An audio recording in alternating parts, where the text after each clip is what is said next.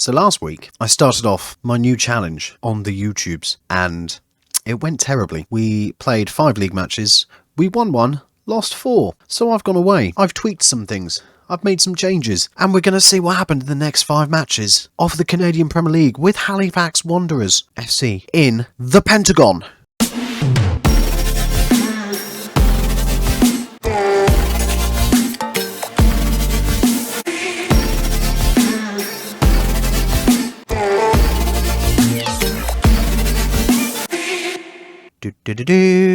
So let's start off by looking at the changes that I've made. I have gone from this 4-4-2 to a 5-2-3, if you like. We have a flat back 5 with still wing-backs going attacking and supporting.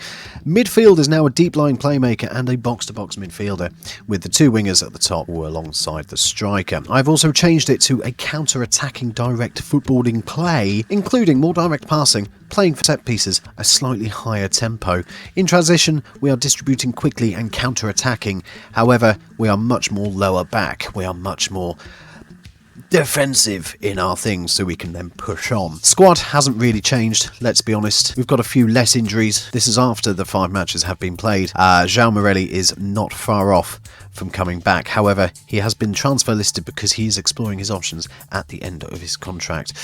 Some other people are unregistered, including CJ Smith, due to Canada coming back from injury. And we also signed Milo Juricic on a free transfer, because I need more defenders. I need better defenders, and he's just young. He's young and okay. He's nothing amazing, but it will work. It will be fine. Or will it? Let's have a look at those last 5 matches. So as you can see, our first 5 matches took us all the way to Cavalry, where we got thumped 4-0. 1 win in 5. We then go on to our next 5 matches against Atletico Ottawa, Vancouver FC, Valor, Pacific and York United. And yeah.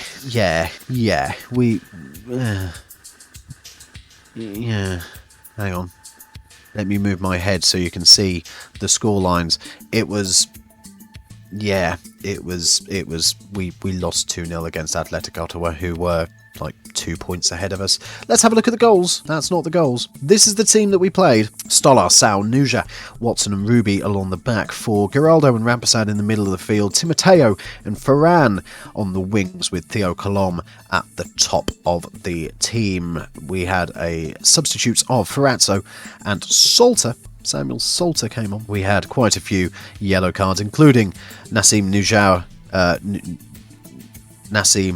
Nuajar getting a red card for 2 bookable offences. Fantastic. As you can see, our shots on target, we had 1 out of 4, whereas they had 4 out of 15. So wasn't that brilliant, let's be honest. Atletico Ottawa lined up in a typical 4-3-3 fashion, with most of their team being 7s and 8s. Let's watch the goals.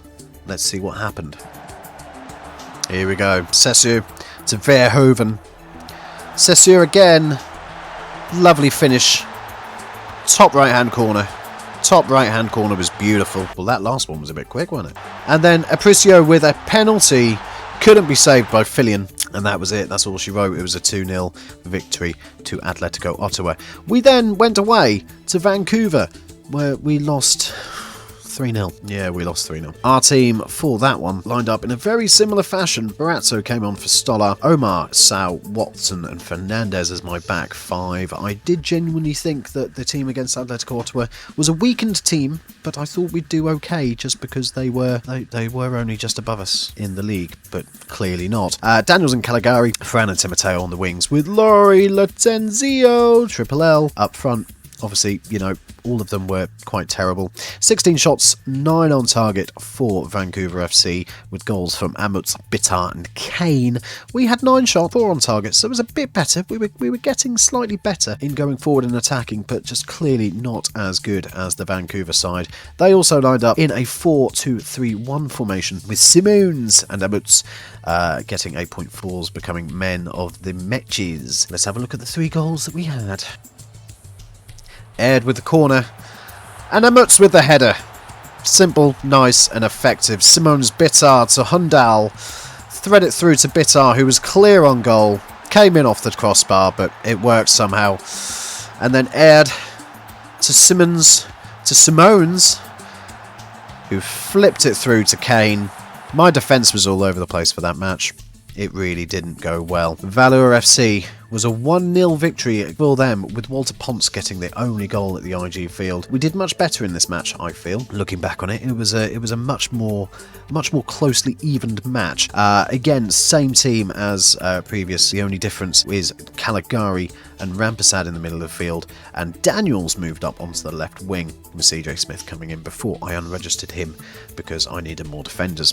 Valor lined up in a typical 4-2-3-1 formation. Walter Ponce obviously being man of the match for that one, getting the only goal in 24 minutes. But if you look at our stats, we were much better than the last couple of matches. 9 shots, 3 on target, expected goal ratio of 0.78, much better than previous. 71% of passes completed as well, so yeah, we were getting there. We just lost a little bit on possession, but that was okay. Let's look at the only goal from Mr. Ponce. Policy.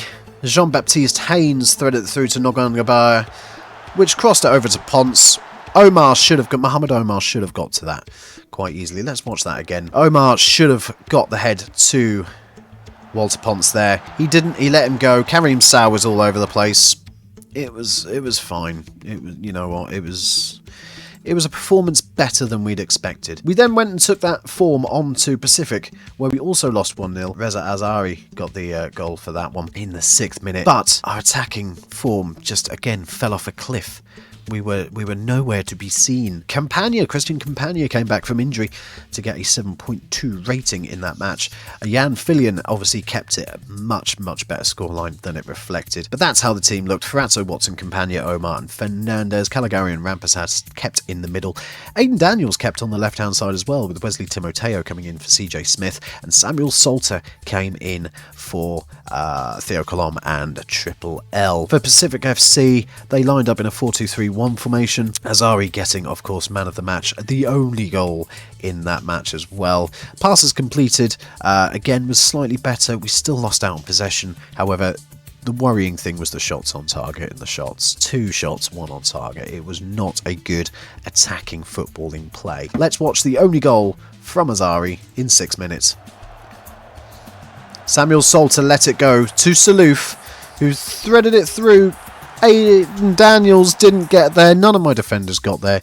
It went through to Azari. He could just slot it home to the bottom right-hand corner. We'll watch it again because it just shows how all over the place my defence was. Wasn't good. It just wasn't good. It could have been better. So then we go to York and we draw 0-0 at home. We don't go to York. York come to us. A much better result for me. Personally, I felt it was much better. It lined up perfectly. It gave us a bit of a springboard, especially as we had a team meeting just before that to say, look, we need to get our asses into gear and start getting some good stuffs. Shots were much better in terms of getting them on target. We had 4 shots on target out of the 5. However, of course, York were very much pushing us with 13 shots, 5 on target. A 0.69 expected goal ratio. Nice. 69% of passes completed. Nice. And obviously possession 39% to their 61. We had a few yellow cards with Fernandez, Timoteo and Caligari. Aziz Divisario also didn't get his goal. His goal was disallowed. We'll have a look at that.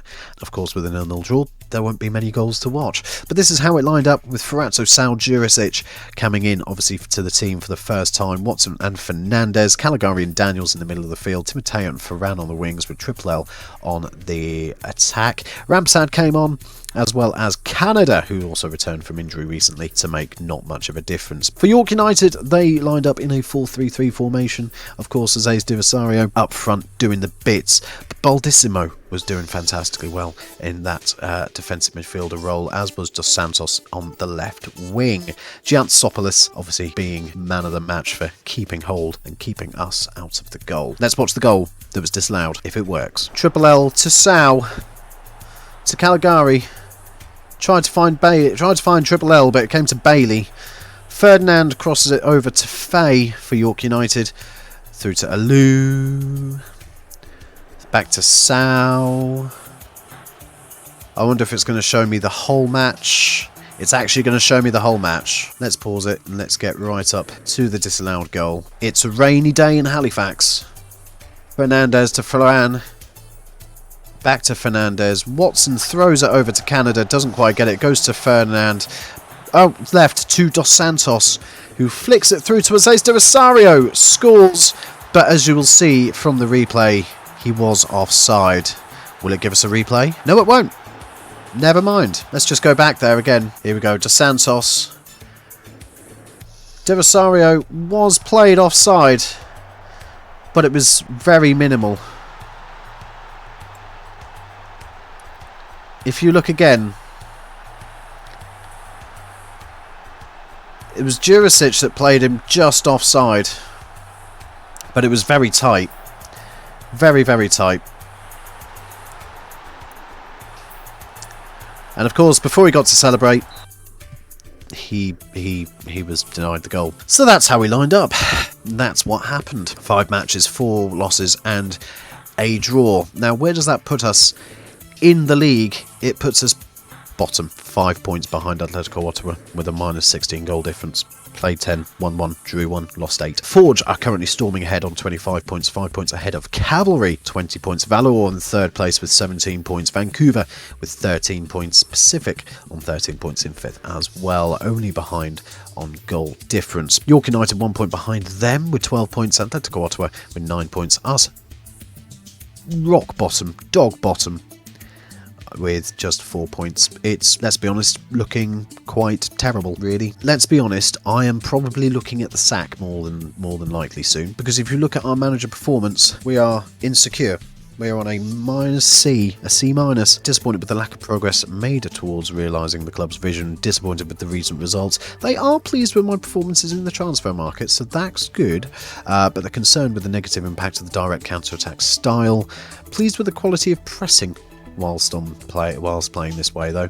But they have, I have support and backing from the players. So, I think I can turn this around. I think I can. I hope I can, because otherwise that'll be a bit sad, I'll be honest. Let's have a look at what the supporters say. Overall, they're disappointed. Fantastic. That's what I like to hear. Here's the supporters' feedback. So we're pleased with the signing of Milo Jurisic. Pleased with the 2-1 win against York United previously. However, extremely disappointed about the 3-0 loss against Vancouver. Disappointed with the 1-0 loss against Pacific. And disappointed with Wesley Timoteo's recent performances. For the board, very similar story. Happy with the financial aspect of the Milo Jurisic signing.